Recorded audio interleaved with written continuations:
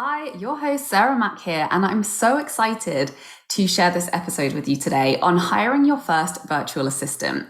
And I'm going to share my magic recipe for easily finding the perfect assistant and having a very smooth and not time-consuming onboarding process, which I have succeeded at multiple times since the beginning of my business. I've worked with a number of different assistants.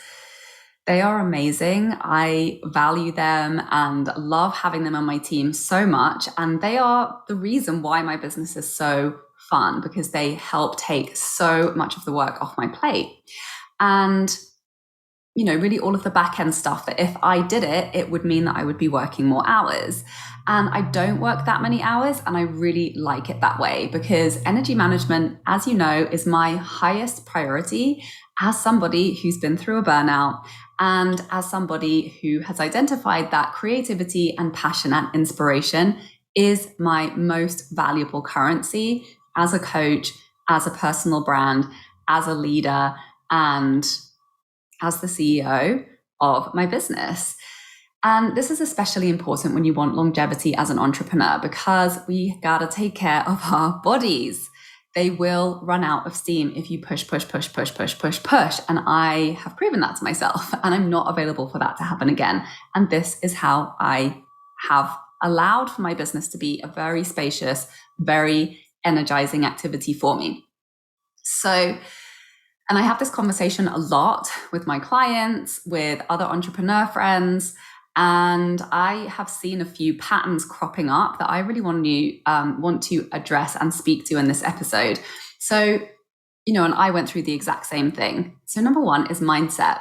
I had a lot of resistance around hiring my first VA. I put it off, I stalled on it, I procrastinated on it. It felt really hard. It felt like it was going to be very time consuming. It felt like it was going to be very expensive. It felt like it was going to put loads of pressure on me. And actually, none of those things were true when I got around to actually doing that. So please receive this insight if you are in that place now.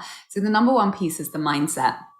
And I have a feeling that most creative entrepreneurs are recovering control freaks, and it's very hard for us to let go of control. And that's one of the big lessons that we are here to learn on this business journey, along with letting go of perfectionism and that kind of grasping and that fear and that scarcity around, if I don't control everything, if I am not in charge of everything and doing everything, then it won't be good enough. Something will go wrong and everything will spiral out of control and it'll be a big uncontrollable mess. And I think that's what our mind likes to tell us.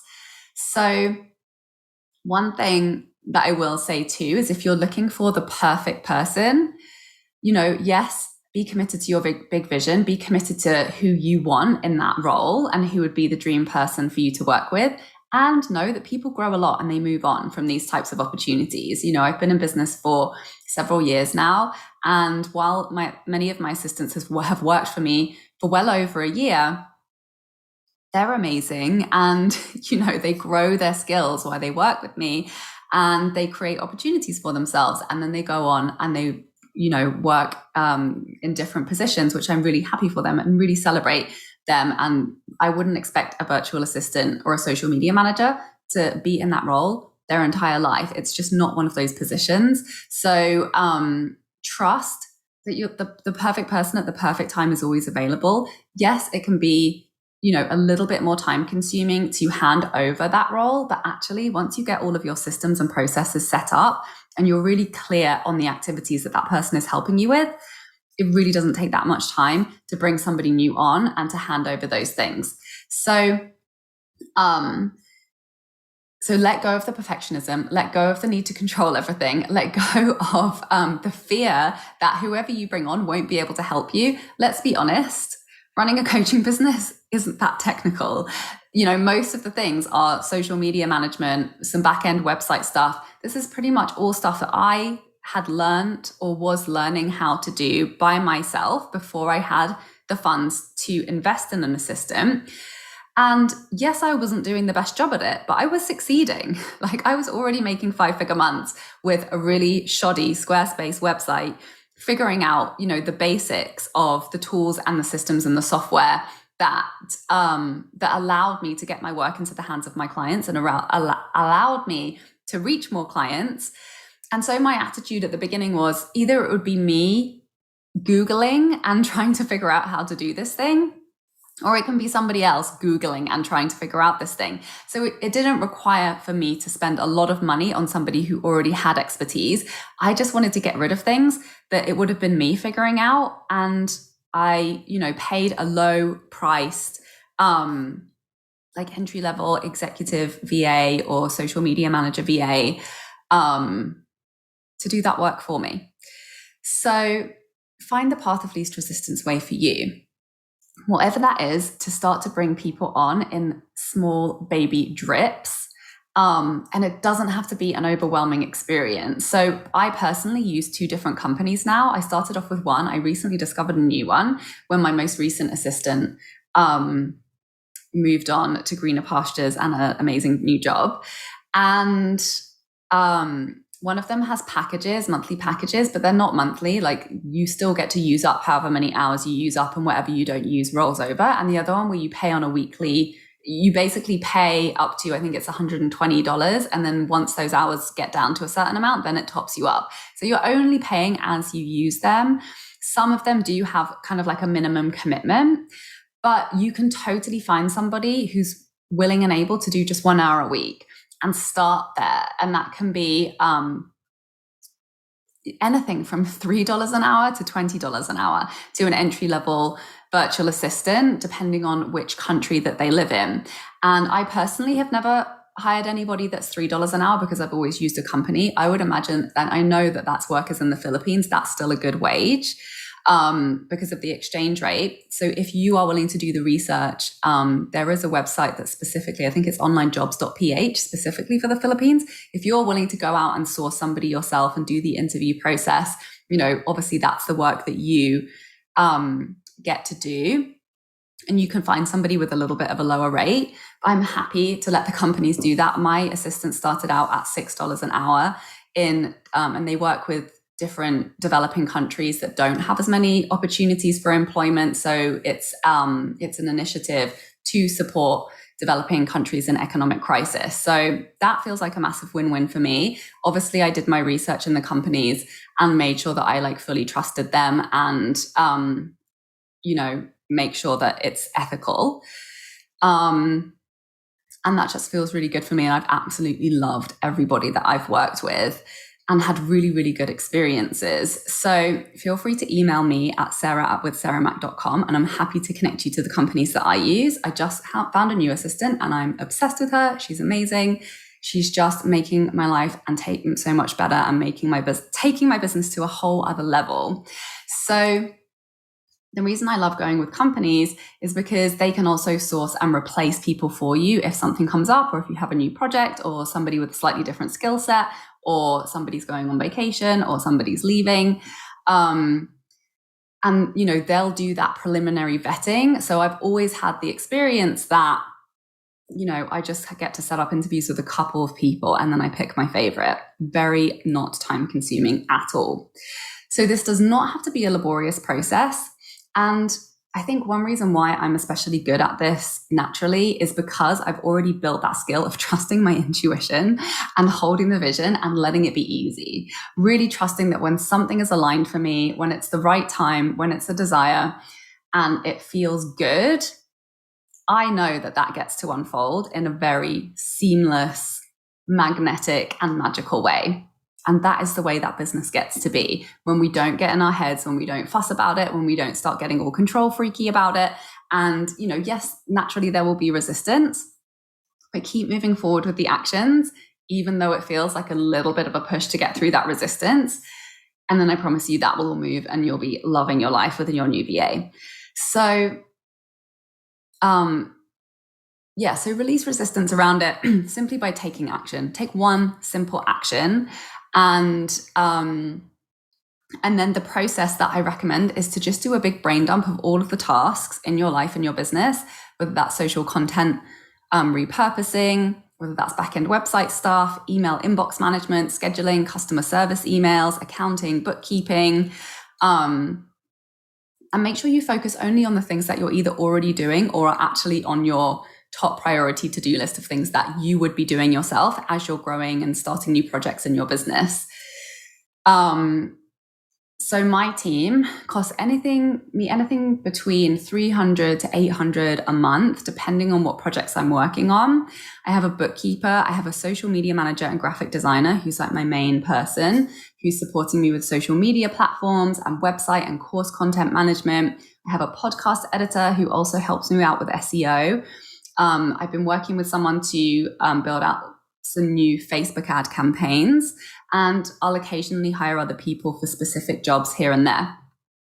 So, one thing at a time, trust your intuition.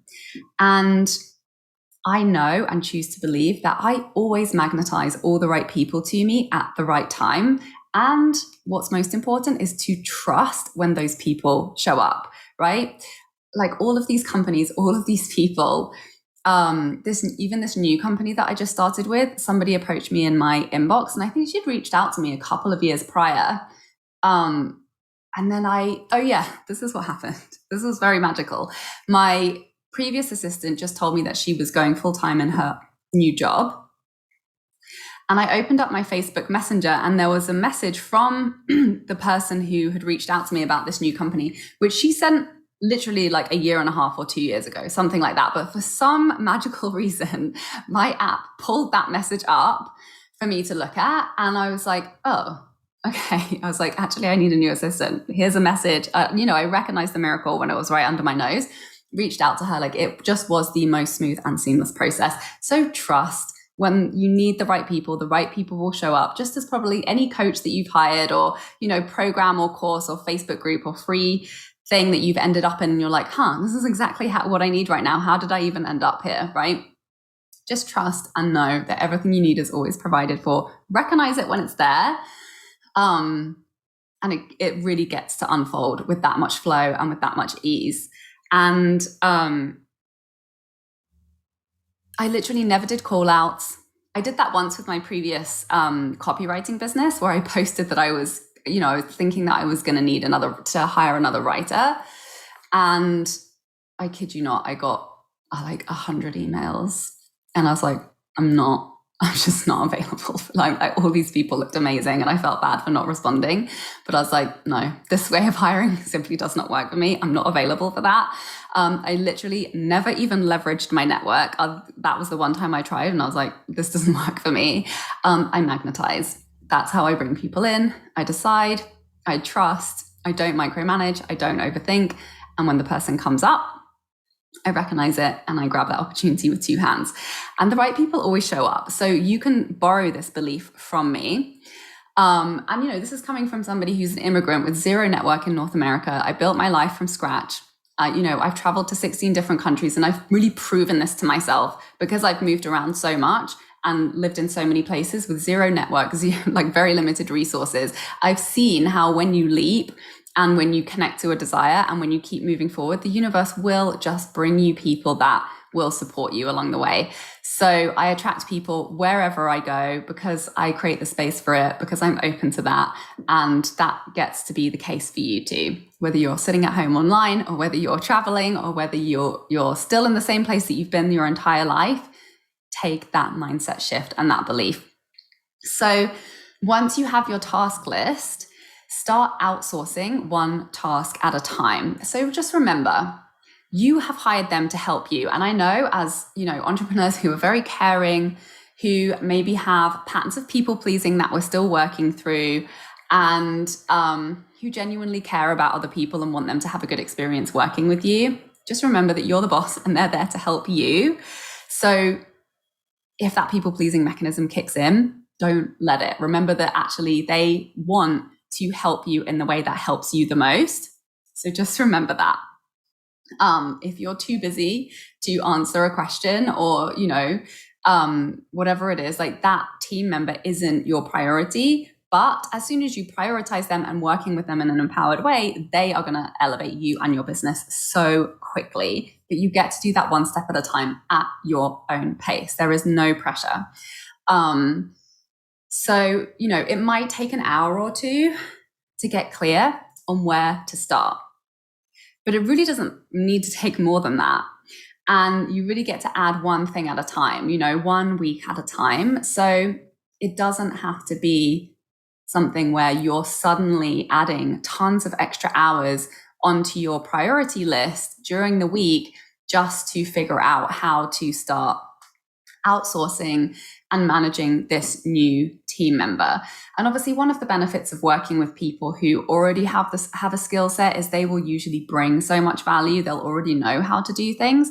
I've had both experiences where I've worked with people who were fairly new or had a little bit of experience, but not specifically related to the way that I was doing things.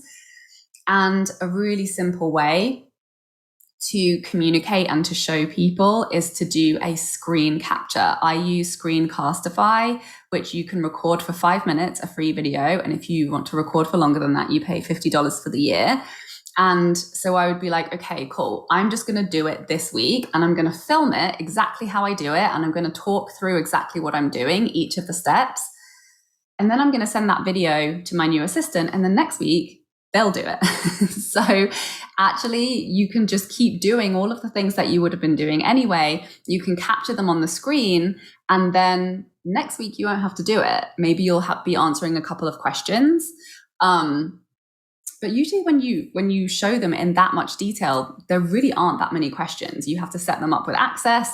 By the way, I use LastPass,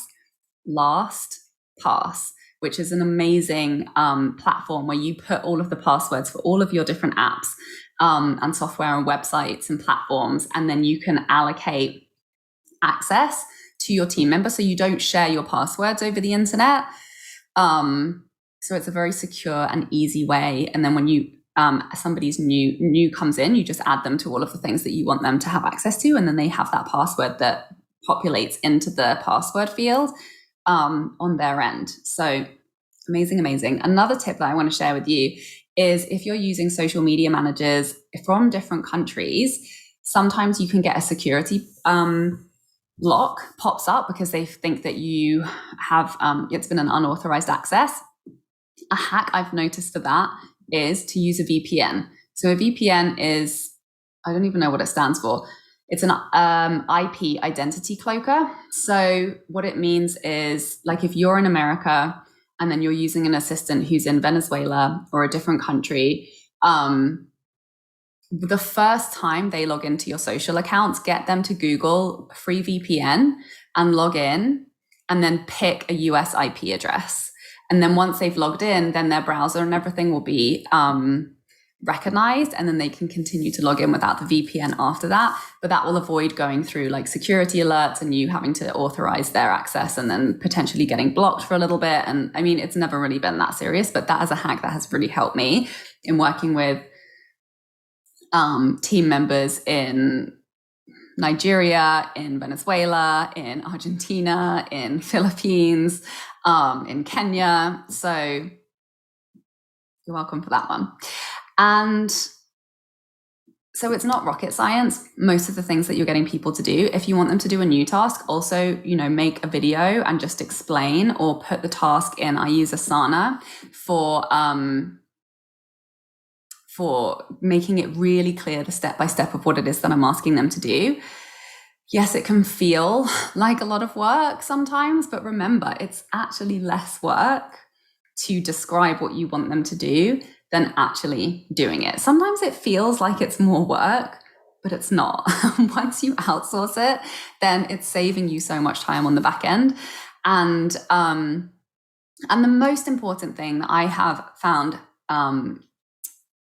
has just meant that my relationships with my team have been really successful, really supportive, really smooth, and really just awesome, is letting them know that I trust them to do a good job and to figure it out. Like, I make sure that I let them know that, because that's really how I started. I was like, it would have been me Googling and figuring out how to do this and probably doing a worse job at it than you, because my bandwidth for these types of activities and my knowledge of software and graphic design and these types of things is like non-existent.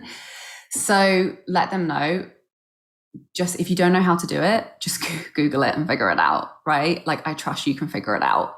And also let them know that they can ask you as many questions as you want. So then they feel empowered to do a good job, and they will. So This is a conversation that I'm really passionate about because it really is the key to having more time, more energy, and more creative freedom to focus on what's fun in your business. And that's to outsource a lot of the time consuming repetitive work that somebody else can do. And now I do a detailed behind the scenes of my project management, outsourcing, and team communication process with my high level clients. And I also share my scheduling and prioritization and outsourcing process in detail in the last training of Tell Stories That Sell, which is my 8-week program for coaches who want to have their dream 6-figure coaching business in fun and easy ways without burning out. So this is open for enrollment right now. So you can head over to withsarahmac.com under the Work With Me tab to check out the Tell Stories That Sell details. If that is something you're interested, it's a really great, accessible way to be working with me. I'm going to be giving you all the support to get you to your first 6-figure year. It's literally everything that got me to 6-figure years in my coaching business, and that created more and more freedom with every single year that's gone by. And if you know that you're ready to hire your VA and start having so much more freedom to focus on the fun, creative stuff and growing your business, then take that leap. Set 1 hour aside in your calendar this week to take that first step to make it happen. It will be so worth it. I promise you. Feel free to drop any questions and comments that have come up around this in the comments. And thank you so much for watching, and I'll see you next week. Bye. For more inspirational content, head over to my website withsarahmac.com, and please support the show by liking, commenting, and subscribing.